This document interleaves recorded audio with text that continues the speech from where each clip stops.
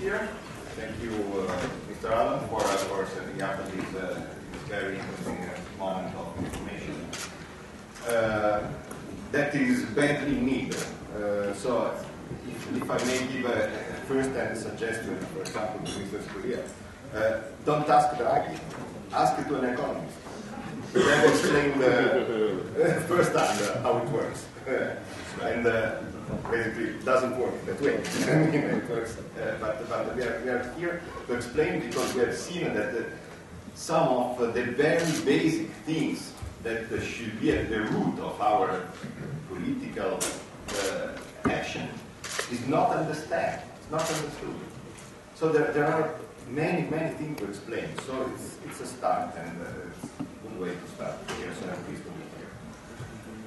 Basically, my duty here is of the three relations that we are going to hear is to set up a little bit of framework about how we got here and what is the past of this situation. It's 3 years, if I'm not wrong, just passed since Miss Merkel and Mr. Sarkozy walking alone on Deauville Beach while all the other government representatives were sleeping, managed to broke the perfect and devil tool of the euro. Because it's funny, I mean, you do the bad thing and then doing some stupid thing you broke it. But it's how it works. They broke it because letting the small Greece fail on its debt, they opened a Pandora box of the debt crisis. But they also opened the eyes of many citizens, including myself. I'm not an academic, I came from the business. I was managing director of Deutsche Bank. The evil. But I mean, I was not seeing the reality of the things. So I'm ready to excuse people that did not understand. Myself, I was not understanding fully. But after that move, we let Greece fail. Then everything came clear. And so, the ones who eventually understood what was going on, and myself included, and also people that maybe understood since the beginning, for example, like Mr. Roberto Bugnani, started to speak aloud, started to explain the absurdity of the Euro mousetrap. These people were silenced by media, but they were stubborn. They found a way to let their voices be heard using the web.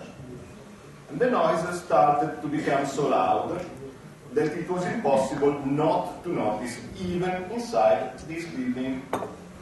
Now we are here, and only a deaf could ignore the voices of the citizens who don't buy anymore the lies that from this very palace poison a peaceful Europe, sowing the seeds of hate between nations with the weapons of poverty and unemployment. I will do a quick recap of how we got there from the point of view of Italy. Our history helped us in understanding, because we know very well what happens trying to keep a wrong currency peg, and what happens leaving it. We learned it from 1992. So it's not eons ago, 1992. And we also know what happens if, nevertheless, we manage to keep different economic areas under the same currency with internal transfers. We learned that starting from 150 years ago, when Italy was united. Different areas, common currency, lira, transfer. Let's go back to the end of the 80s. There was the EMS, you remember, the mechanism to keep the currency into ranges. This is funny because sometimes I said, no, it's not important, the currency.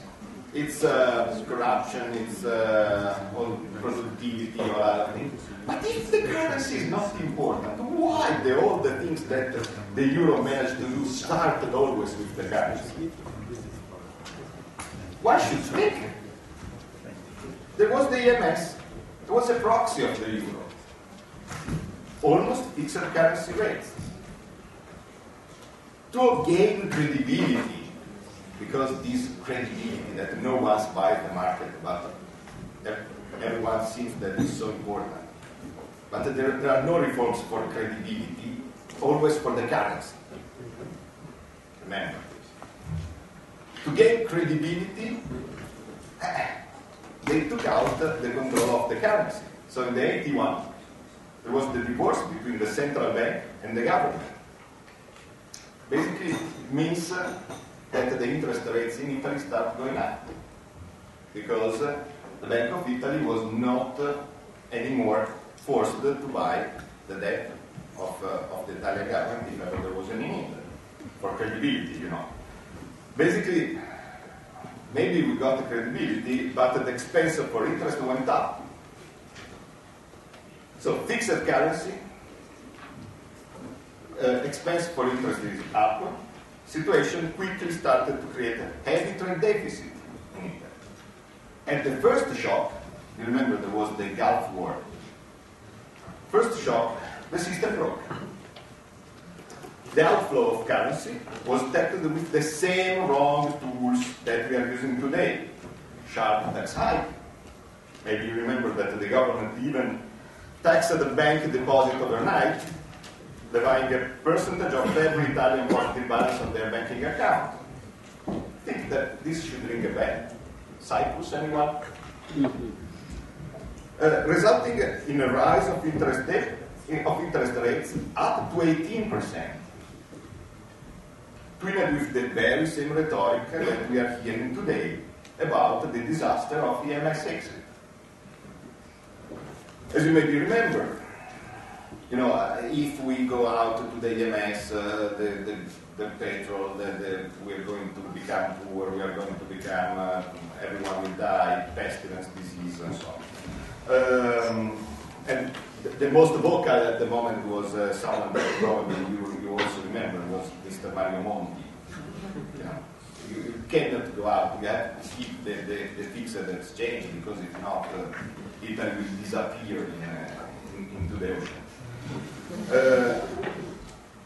As you may remember, after having depleted all the Bank of Italy foreign currency reserves, Italy was eventually forced to abandon EMS, together with England, probably.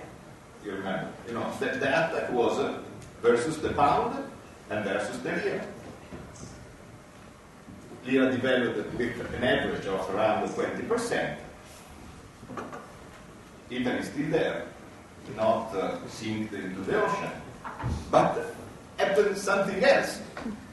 I don't know if you can notice the number of this table, but anyway, if you see the black line is the 92, and the number is the trade balance between of the different euro countries. After the 92, the green one, that is Italy, goes back into positive territory. Immediately after. And maybe you see Germany. Germany is in deficit for trade balance. Maybe they had the corruption over there. Maybe Italy was at the moment full of saints. No tax evasion, no cost of political or something like this. No. Currency properly valued. It's so easy. I mean, if you have a wrong currency, things start go wrong. If you have the right currency, things start go right. It's, I mean, what I keep on saying is that the currency set up your list, your prices of your menu. Maybe someone does hamburger, someone does a 3-star Michelin restaurant, but if you have a 3-star Michelin restaurant with the prices at €2 for any dish, maybe you have people crowding out. If you have a McDonald's that makes an hamburger pay €50 per hamburger, it's empty. It's so easy. I mean, it's the country, the currency that fixes all the price of the currency. of a country, of the product of a country. If the price is too high, people don't buy them. If the price is too low, people keep on buying them too much, and you feel mad. So anyway, Italy surplus, Germany deficit. And the politics was there, Berlusconi was there. Consider that Italian public debt was not different than it is today. Not that at the moment there was no public debt, no? Because one keeps on saying that the default is public debt. Was not a matter of concern. The shock didn't reflect on the exchange rate. No one contemplated the idea of selling the government bond under par.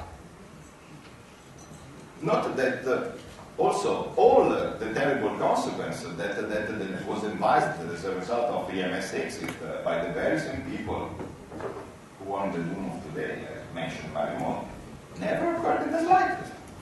Inflation, no inflation.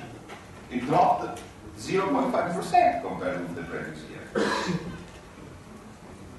Then, very quickly, because it was a bad thing to have an Italy in surplus, they managed to fix again the currency very soon. After having been lured in the same trap and blocking the natural balancing tool represented by floating exchange rates again, the ghost of the trade deficit came back. This is how the story kept going. 2002. Well, 2002 was the physical euro, but you start seeing things from the beginning, because I mean this is no, but okay, this one. So the black thing is 2000. The black area is 2002, and then I set up Italy versus Germany, but it's more dramatic if you see Spain, if you see Greece. You see the root of the disaster, because Italy very soon started to go down to have a deficit in the balance. On the other hand, Germany started to pile up huge surpluses, and these huge surpluses are balanced with the huge deficit of the euro periphery. But it's obvious, could not have been different. Because the prices of the euro periphery, the product of the euro periphery, start to be wrong. And the prices of Germany start being too cheap. If there is a market for a beautiful German car, and there is a market for a tiny Italian small city car. But if both cost the same, one starts buying the German one. It's not corruption, it's not the cost of the politics, it's wrong prices. Very simple. One could dig deep in the reason of Germany boom. If you sum up, this is, every year you see, starting from 2002, it's 40 billion surplus, 46, 127, 142, 188, 253 billion every year of surplus, due to this gift to have a wrong pricing of all its products on a disadvantage. Because it's fun. We managed to do the only tool in which the poor keeps on getting disadvantage and the rich keep on getting advantage. Then people talk about equality or whatever. It's incredible. Then one could dig deep in the reason of Germany boom. Evidence is that it's the outcome of an aggressive salary control that widened the competitive gap with the European economy, whose deficits were filled with a huge flow of capital invested by core Europe in the now currency risk-free country. The country with the currency too strong for them started to shift from tradable good production to not tradable one. If your factory closed because people don't buy your product, then you open a restaurant. So This is the shift, but doesn't help your trade opening up a restaurant. In Italy, this shift has been exacerbated by European rules, tailor-made for big corporations, hindering by the day the competitiveness of Italian mid and small industry. Capital flow drove inflation up, widening even more the competitive gap. Because if you have inflation, your products start becoming less competitive in an area of the common currency. Fueling an out-of-control private debt rise that crushed most of the euro periphery countries. The sudden stops of 2008, Lehman, and 2011, Greece, had no shock absorbers, and unemployment skyrocketed. Could not have been different. If you keep on giving the drug of the loan, cheap loan, to people that are shifting to non-tradable goods, you are fine. You keep on opening restaurants. Then, when there is a stop, and there is no balancing tool, you start getting poor, and you start firing people. You have unemployment. You have unemployment because, as I keep on saying, if you keep buying, if for you, because you have too strong a currency, for you it's very convenient to buy goods abroad, the goods produced abroad has this strange characteristic that are produced abroad. And so are not produced in Italy. So lo and behold, you have unemployment in Italy. Incredible. Could not have been different. Look at what happened in UK. UK had the shock absorber. Had the control of the pound. But UK doesn't produce things. No, it's true. But basically, when the shock happened, and for UK it was 2008, because their banking economy, the results was that they were able to manage the shock because it reflected in the currency instead that on the borrowing cost of the debt. And so now they are standing up, and we are still needing by the day. So it's natural because strong countries usually have strong currencies and low unemployment. The natural mix of a weak country with a strong currency means certain industry disruption after a shock. Only a fool can bite the tail of the public debt being the cause of the crisis. The truth is that the public debt crisis added to a situation that was already compromised, and it was artificially created in letting Greece pay. If you tell someone that his savings could be in danger, the result is a bank run. The only one who is happy during a bank run, who is the owner of the bank who believed that to be the safest.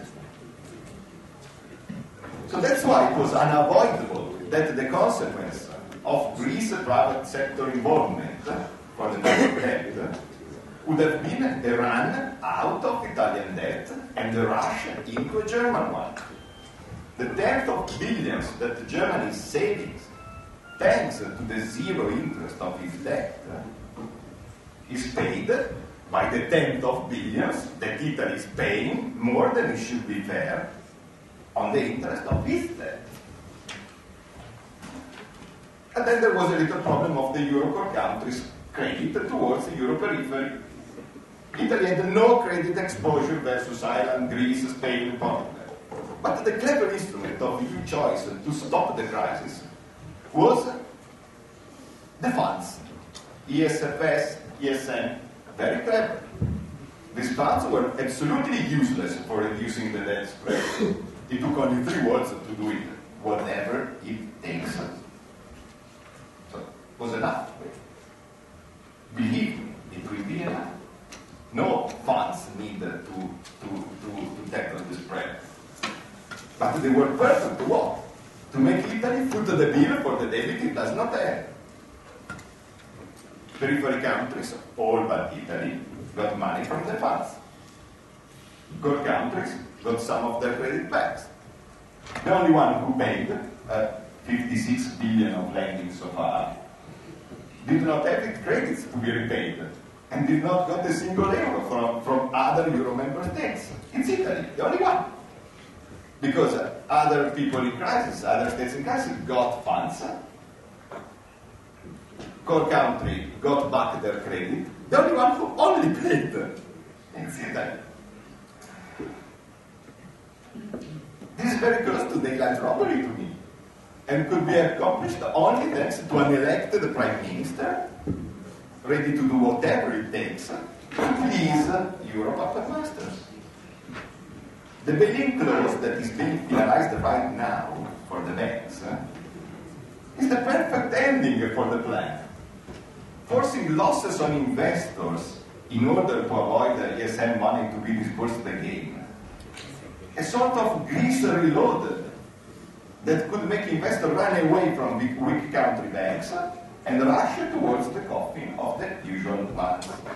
If you think that it's not good, this is a table that shows who were the credits towards Spain, Greece, Ireland, all from the usual suspect and nothing from Italy. But these, we say Italy had 3%, but Italy is paying 20% of the ratio of the funds. And, I mean, someone voted these things, but no one talked about it. This should be speak out loud. In Italy, you didn't talk about this. 50 billion of funds, useless funds, useless but this only very purpose, and not a single discussion. Now we are talking for weeks about 200 million, not 50 billion, 200 million for scrapping out a tax. Come on. The rewards for Italy for doing this? A number of slaps in the face. This morning, the last one from Mr. Oliran. We are not doing what we should. But he wants more. Don't let me tell. Italy was forced to impose tax hikes in order to fund the incredible internal transfer from south to north and to bring the trade deficit back in control and destroying internal markets and imports. Now the trade balance is even, but it's not even because we are getting better. It's even because we are dead. So we are not importing. Italy tax GDP ratio, the tax collected, really collected, is the highest in Europe. Nevertheless, they keep on rising taxes, crashing the economy, making the debt-GDP ratio rise, because, of course, if the GDP crashes, then the ratio goes up. Waiting for the suicidal fiscal compact rule to come into action. Italy became territory of conquest for big corporations, buying for cheaper priced Italian asset and banks. I think it's about time to say that's enough. That's enough. Stop. Someone should stop this madness. And I'm not telling it to Germany. That does its own interest. Germany does perfectly its interest. I'm telling to my government that keeps on doing the interest of anyone but its citizens. That's enough. Still, even if it should be clear that Italy is in a situation where it should run for its life outside this system, many dreamers believe that more Europe can be a solution. Let's take a look at what the Italy example can tell us about the forced full integration of different economy areas. The common currency lira, unified, a German northern Italy, and the French central Italy, and the Greek southern Italy, with the advantage of a common language. How was the equilibrium obtained? In the only possible way for non-optimal currency area: deep internal fiscal transfers. In simplistic terms, imagine the economy that the industrial strength of northern Italy is 10, and at the same level should be given of a theoretical northern currency, while the one of the southern Italy is 2. The currency lira would trade as an average of the two areas. Let's say 6. The result is that the north get a weaker currency compared with its strength, and the south a stronger one. Industry in the north become very competitive. They pile up extra profits, but these profits are drained to pay the south, where this growth may be impossible by the currency that is too strong for its economy. The result, tax evasion in the north, to avoid the direct tax rate that is imposed to pay for the south, and corruption in the south, because fiscal transfers are handled by a web of civil servants, easy target for crime and temptation.